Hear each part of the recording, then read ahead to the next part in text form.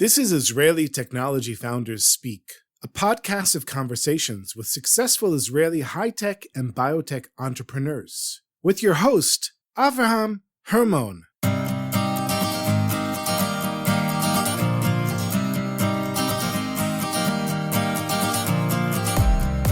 Nir Peles is the founder and chairman of Cannassure, a startup in Israel that is developing and commercializing a wide range of effective, high-standard, and affordable medical cannabis products, as well as pharmaceutical cannabinoid medicines to enhance treatments and improve people's quality of life worldwide. Avraham sat down with Nir in the offices of JMB Davis Ben-David in Jerusalem to discuss how Nir took the resources and experience from an old technology and developed it into a modern business, how Cannassure is raising the standards of the cannabis industry, and Nir's secret to success.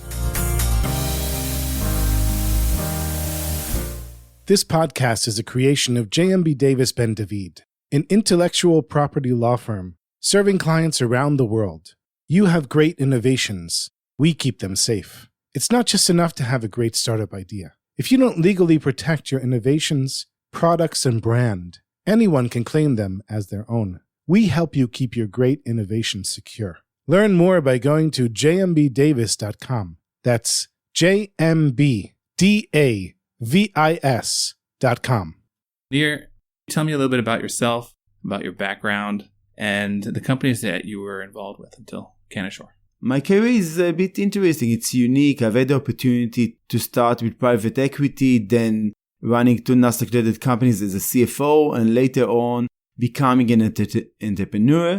Actually, in my career, I've been into restructuring of companies since I was about 27. And that's my expertise. I've been doing turnarounds and restructuring and repurposing for 2 decades now. It's awfully interesting. About 7 years ago, my business partner and myself, Shimon Markama and myself, we acquired a small factory doing powders, packaging, and brown ripples for the food industry. I know it sounds awfully boring, yet we have converted that into Israel's leader in gluten-free food and nutraceutical production. Mm-hmm. Actually, what we did back then was repurposing food and nutraceutical grade ISO 22000 infrastructure from more or less hardly profitable products into products which were back then a blue ocean, in which the current producers were more or less mamas and papas. And then we understood that in order to make a profit, you have to repurpose available infrastructure into a blue ocean. We did that in gluten-free foods many years ago and became Israel's leader in that. Yet in 2016, we acquired another boring business, an extremely boring one, which is soy extraction business. Israel's leader in soy extraction. Now, that leader in soy extraction had 60 years of expertise in extraction, in different technologies, nutraceutical production, and even API production. The company used to be a producer of a certain API, procuring that for companies like Novartis, Bayer, Merck, and Janssen. It's an API named isoflavone, which is a phytoestrogen from soy. Mm-hmm. So the company was making APIs, active pharmaceutical ingredients, coming from soy, and you were supplying it to the pharmaceutical industry. Actually, 2016, when we acquired the company, it was only producing soy feed, soy milk for feed, soy oil for the food industry, and lecithin. Yet the know-how of producing APIs and building factories and significant industrial capabilities were available. And actually, the guys who actually built 2 facilities in China and the US, becoming over a decade ago a world leader in soy isolates, were still working for Solbar. So what we understood is that we, on one hand, have a running business, profitable, large, more than $100 million one, yet the capabilities which were available to repurpose were unique. We had 2 available shutdown factories inside our premises, and one of the ideas was to repurpose those, combine that with the available know-how of the team into a new field. Of course, we didn't know what the next field is to be. Mm-hmm. Yet some stars aligned back in November 2016. Lots of luck and an agenda. So it seems like you have experience in looking at companies and finding potential value and even adapting and changing the business model of the company that exists and bring it from one place to a totally different place, maybe even a different industry. Let's talk a little bit about Cannassure and what makes Cannassure unique. Cannassure is unique. Its name derives from cannabis and assurance. So the agenda was to make something which people will trust. And that's what we do.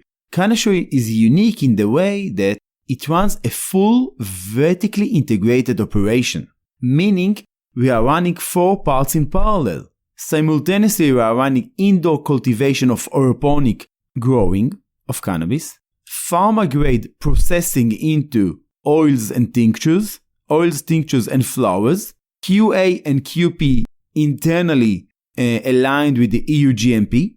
Mm-hmm. So just for our listeners, a quality assurance of products to adapt to the European regulation for cannabis products, right? Yes, and we are working on the next phase. And the next phase is early stage innovation in the pharma field based on cannabis, which is IP protected and formulated and consistent. So what we are now doing is combining all the way from seeds to innovative pharma products. And we're talking pharma, 505(b)(2) regulated products. We are running the whole operation in order to deliver the world products which are bulletproof under Israeli and European regulation of medical cannabis and medical grade and pharma grade products for the existing market of cannabis tinctures and flowers of the highest possible grade and safe to use. Simultaneously, we are now developing the products which we hope in 2 and 3 years will be available for customers without any look and feel of cannabis. Our agenda is to make cannabis into a drug a physician feels safe and easy to prescribe to the patient. Mm-hmm. That is our agenda. We are to start creating revenues this month. We are now in Q1 2020, and we hope to have significant growth quarter by quarter and year by year. Simultaneously, we are heavily investing in R&D based on the foundations put in Israel of pharma industry. We have harnessed a significant team of pharma innovators for the cannabis world. If I understand correctly, your company is really involved in a lot of different subfields, from agriculture, actually growing, extracting, which is essentially a chemical company, and an R&D, innovative startup type company, all together under one roof. Bringing it all together, how many employees do you have working on this? As we speak, 21, not including some service providers, of course. There are a lot of, if I count the total number of service providers, you reach about 50. Now, the 21 employees, who are of course very busy, are in those 4 groups which I just said: cultivation, processing, QA and QP, and R&D. Looking at Cannassure, one of the things that you guys are doing differently than other growers here in Israel is indoor growing. I want to hear what you have to say about indoor growing, advantages, challenges. Why did you decide to grow indoor? I admit it's a bit tricky. Our initial agenda was to process based on other growers. Yet we found the following: quality assurance problems in the substance we acquired from growers, inconsistency, and we ended up eventually procuring and growing. Now, why do we do that? Because we see price difference in cannabis from outdoor cultivation from farms, which is available in Israel, and the indoor cultivation.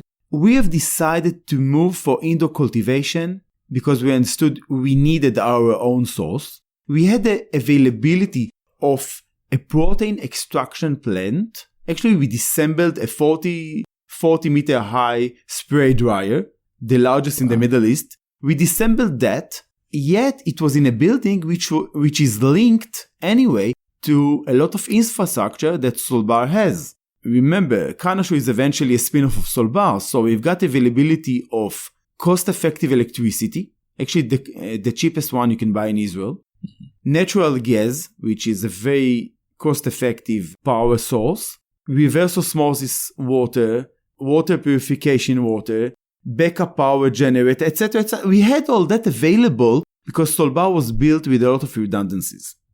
I see. So you're taking the advantages that existed in Solbar, the soybean extraction facilities, and using them for growing cannabis, for cannabis extraction, and using the know-how and the professionals that were, and the experience that were there in Solbar, and transferring it over to cannabis. That's really interesting. How many crops of cannabis can you grow indoor? Well, it is so interesting that I find myself walking into it once weekly, dressing up with all those clothes needed within, just because I'm curious myself. The thing is, we reach 6 cycles a year of growing compared to 2 or 3 when you do it in a farm. In the facility, there is no winter or summer. It's 25 degrees Celsius all year round. It's 70% of humidity. The air is purified constantly, and we monitor more or less everything in it. So there is no peak. We grow that without any peaks of cultivation, meaning you can do by far less manpower, by far more growing. It's capex intensive, yet it is very clean.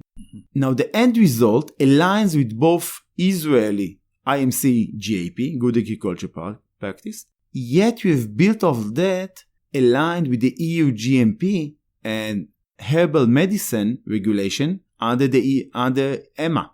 And the reason we did it is because Israel is a home base, yet we have to export, and the European standards are very high. What we anticipate is the standards will continue to go high and high and higher. Standards always change and additional sections are added. We have actually reviewed the different regulations, herbal medicine regulations in Europe. They've doubled the number of items in the regulation more or less every 5 years. Now, What we think is that we have to be prepared for the highest standards. And once we produce, the standards will continue to go up and up and up. So what you're saying is that you have the capability of growing 6 batches a year as opposed to outdoor facilities. How many batches can they grow a year? 2 or 3. 2 or 3 maximum. And you have the added advantage of uniformity. You're controlling all the parameters. Your product that is going to be produced is going to be the same any time of the year. You're going to be getting the same amount. The patients can rely on a reliable source that no matter what time of year it is, they'll have the patients that are accustomed to your product will have this source that's reliable and that's consistent. If you can talk a little bit about consistency and its importance in the cannabis world. Consistency is a hell of an issue, and please add to that stability and safety.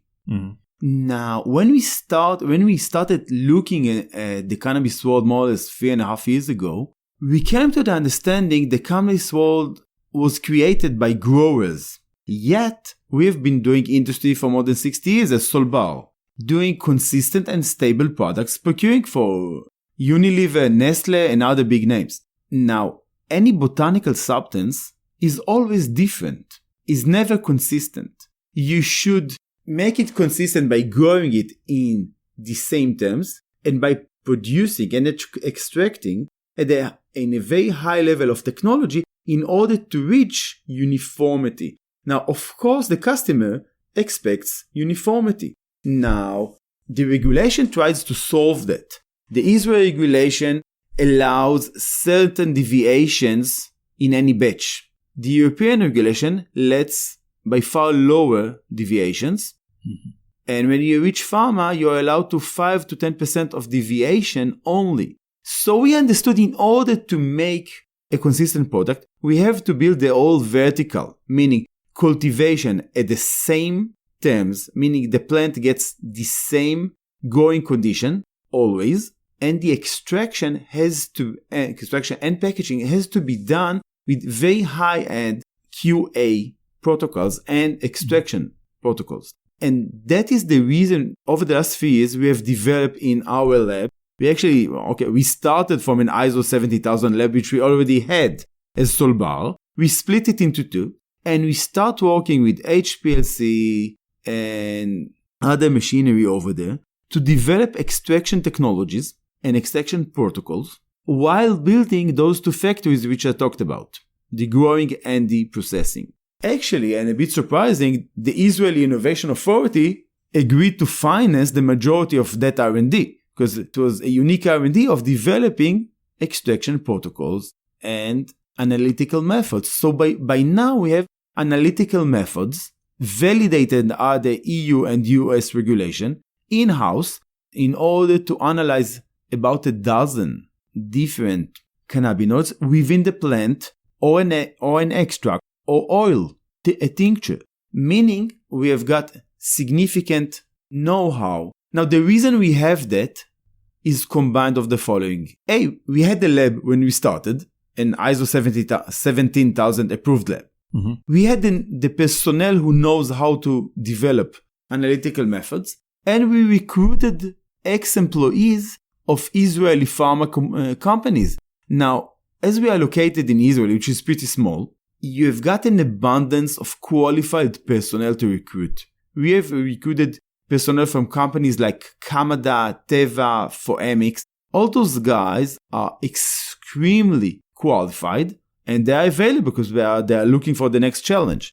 Mm-hmm. So the reason we managed to do all that is the availability of qualified manpower around a lab and regulatory framework which Mm-hmm. was put down by the regulator itself. Now the regulator in 2016, the Ministry of Health, put down a regulation. They nicknamed it the Green Book. And the Green Book said how cannabis has to be grown, processed, and analyzed, and yet later distribute. Mm-hmm. So Israel has somewhat of an advantage over other countries in that the regulatory structure here, the Green Book or the Bible for cannabis, was written here. How does this impact the production of Cannassure? On the one hand, the Israeli market is pretty small. From what I understand, there are 40,000 approximately. Not any longer. We are now already hearing from the Ministry of Health talking about 90,000 patients with an approval, a state approval to acquire cannabis in a pharmacy. Wow. So 90,000 patients, that's already about 1% of the Israeli population. The Israeli population is about correct. 1 million.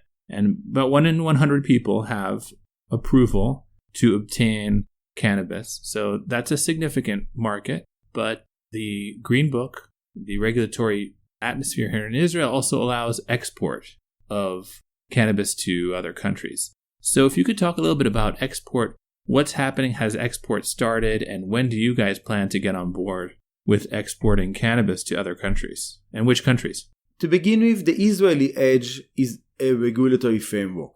The regulatory framework enabled the creation of an industry here. Now, the industry is very interesting. It is a competitive landscape, and the number of companies has grown, and I guess it would decrease in the coming few years when it will become by far more and more professional. By the way, I must say the fixed costs in the cannabis industry of maintaining ISOs and security, etc., are very high, meaning there is no room for dozens of companies.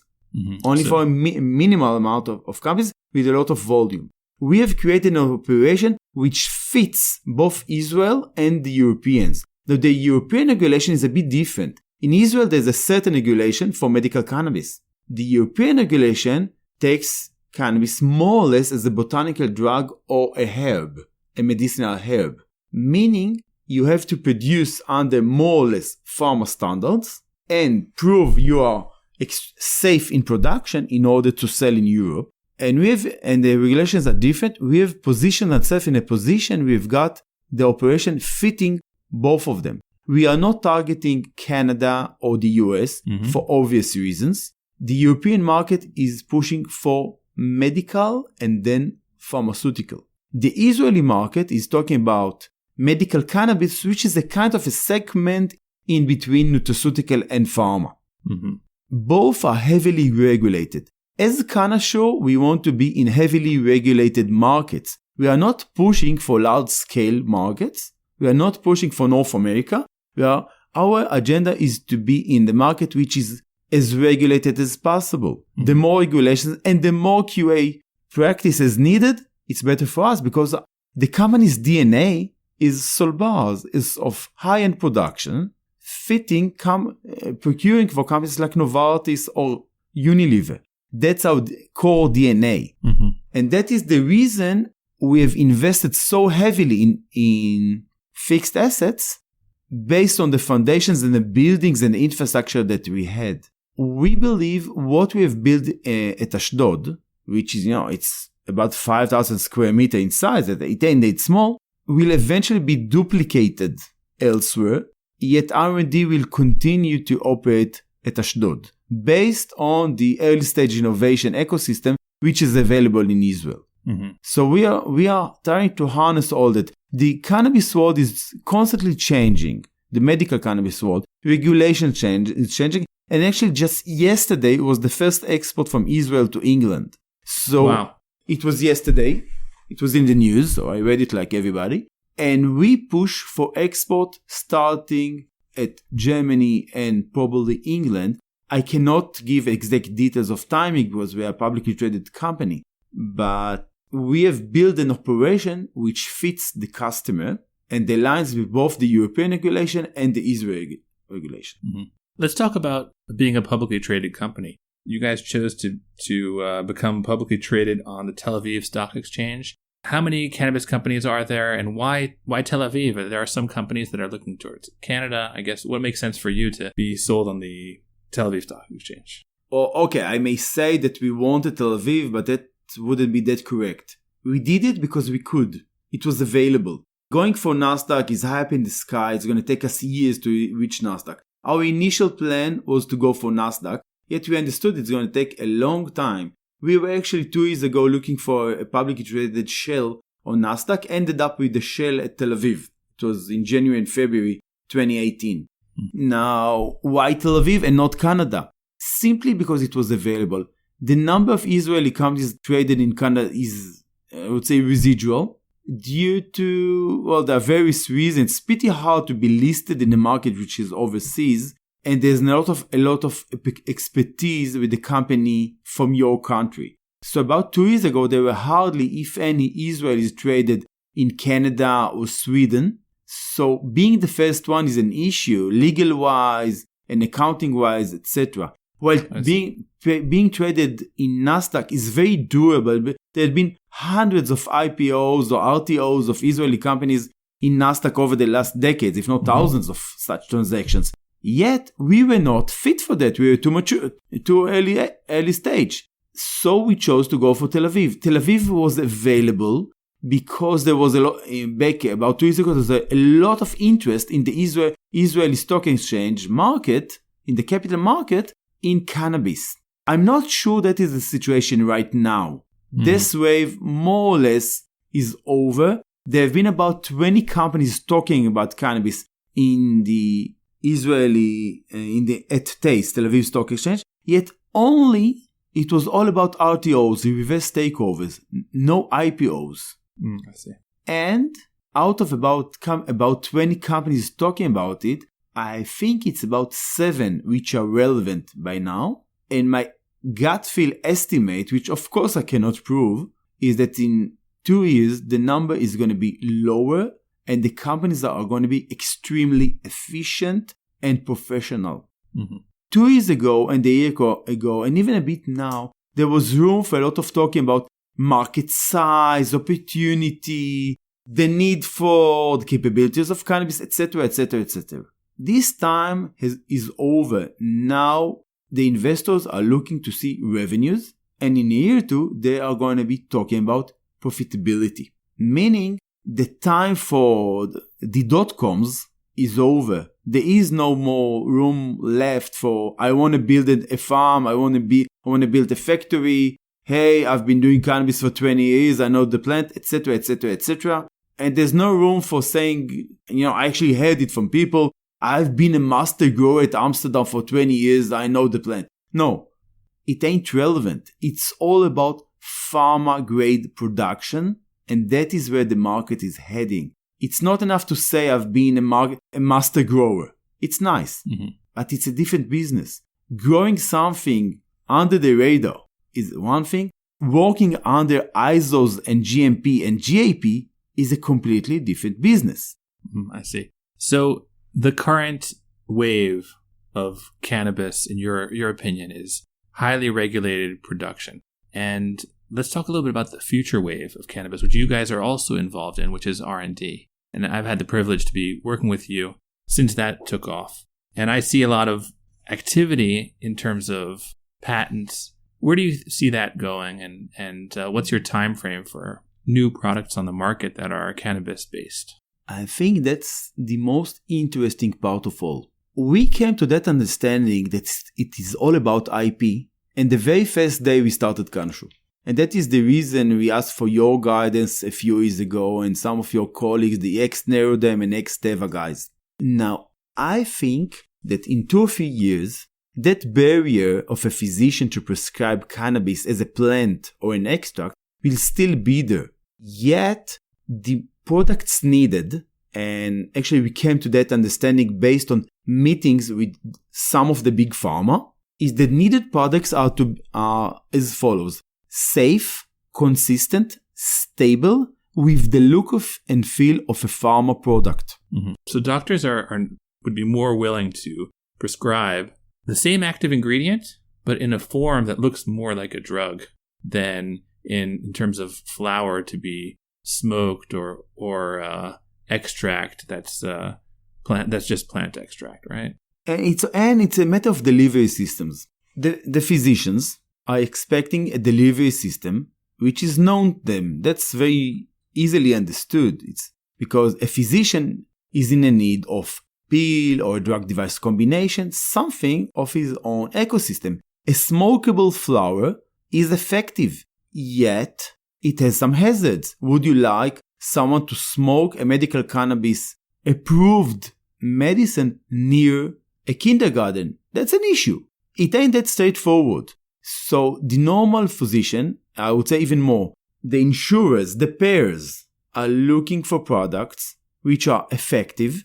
yet with a delivery system which is by far more easy to comprehend. And that is why we are developing 4 products which fit that criteria of safe, consistent, stable, based on whole plant extract and cannabinoids, yet with the look and feel of pharma. Now, another understanding that we got is that you have to divide between medical cannabis regulatory framework under the IMCA, the Israeli Medical Cannabis Agency, or medicinal herb under EMA on one hand. In Europe. And a full-blown FDA R&D operation, which is different in cost and time. So we are developing the following: 3 drug-device combinations of different delivery systems under medical cannabis regulatory framework, and 1 drug-device combination IUD under complete FDA guidelines. And the reason we did it is that we have reviewed GW's and others' IP. We have reviewed at clinicaltrials.gov all the clinical trials available worldwide in cannabis, and we came to certain understandings. GW has done a great work, yet of course anything they dealt with, we are not going to do any R&D yet because they dealt with it. That's more or less all the neuroscience. And we have to produce products which are easy for the normal physician to prescribe. Now in Israel, as we talked before, there are about 90,000 patients by now. The number is growing 2,500 per month. Wow. It will reach a peak and then it will stop, of course. It's not endless. Yet, so the normal physician will prescribe. Yet in Europe, it's by far more different. There's nearly 100,000 patients in Germany. Yet in the other European countries, the number is by far smaller. And I think it comes from, although the regulatory framework is there, so why don't they prescribe? Now, the answer for that is the physician has to feel safe on one hand. His insurer has to approve him to prescribe cannabis, and the state or the payers has to approve reimbursement. If there's no reimbursement, there is no market usually. Mm-hmm. So if you want to reach the reimbursement market, you have to produce a product which is a drug device combination, easy to digest for the physician, the patient, and the state. Mm-hmm. So it won't have the look and feel of and the stigma associated with recreational cannabis, for instance, which people stigmatize and people are afraid of maybe. So you package something differently, it will be safe, it will be effective, and people will be more willing to use it and prescribe it. So tell me, Nir, what are your main challenges that you've had in establishing and running Cannassure? Lots of those. Uncertainty is always around. Regulation change, the market change. Some things never change. You must have a qualified, trustable team. You must know what kind of a DNA you want the organization to have. Now, we started from scratch. We split the company from a corporate and created a startup. So the founding team had to reinvent themselves into entrepreneurs. It was pretty easy for them to do. And as part of that, we've gone and met a lot of startups from the Israeli innovation arena, which has nothing to do with cannabis or pharma, just to see and hear how people think and look and the way they build companies. Mm-hmm. Yet, now we are in an awkward situation. The company is 21 in total. The number, if I total the founders, I would say it's 5 or 6. Now the founders are becoming a minority. And the minority has got the startup DNA, while the company is being run as a corporate, and the majority of the employees we are now recruiting are coming from corporates, from the big pharma mainly. Now, those guys coming from big pharma think and operate in a very, I would say, army-type thinking. They get orders and they deliver, yet the founding team is very, I would say, hectic, innovative, doesn't follow standard procedures. They run as fast as they can. Mm-hmm. So in order to maintain the company's innovative DNA while producing under pharma standards, well, there is a difference in mentality. And that difference has to be maintained because you want the R&D team to be extremely innovative, and you want the top management to think constantly out of the box. Yet you want the operation to operate in a standardized, ISO-based, pharma-based, etc. Now, those are, I would say, significant cultural differences within the team, and you have to maintain that situation. I guess in 2 or 3 or 4 years, we'll be completely corporate-like thinking, and we'll lose that edge of thinking out of the box. There's no way around it. Got it. Okay, so it's trying to maintain the startup culture while at the same time growing company. I can understand that challenge. What sort of tips do you have for Israeli entrepreneurs, founders, startups, based on your experience with Cannassure? A dream, that's obvious. Everybody says that. Yet, try to summarize your idea into a 1-pager. Don't bother writing a 40 pages Big Four accounting type business plan. It will never happen anyway.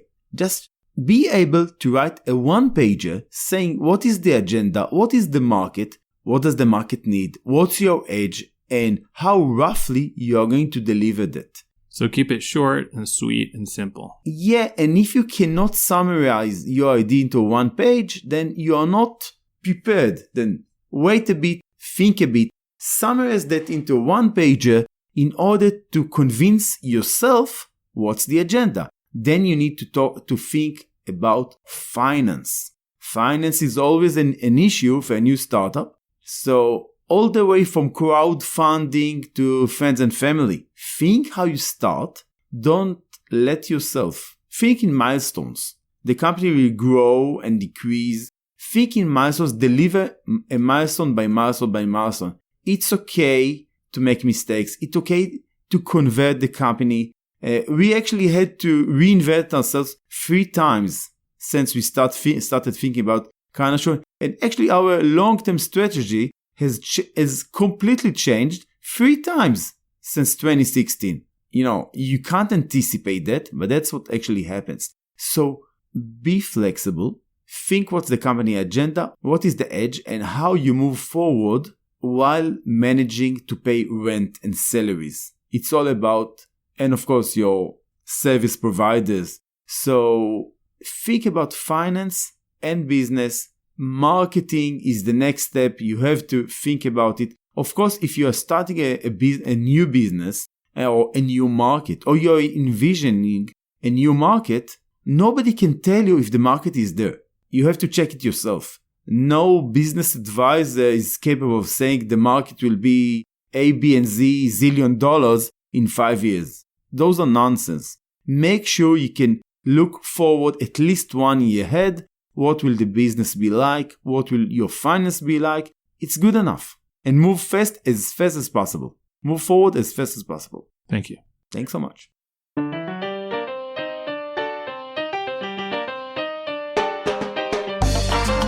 That was Nir Peles, founder and chairman of Cannassure. We hope you enjoyed this episode. There are many more to come. We'd love to hear about your startup and what you're working on. If you have a great innovation, we'd love to hear from you. Please contact us by going to JMB Davis, DAVIS.com/startup. We have a special site specifically made for startups in order to help startups protect their innovations. Thank you for listening, and we look forward to being with you in the next episode.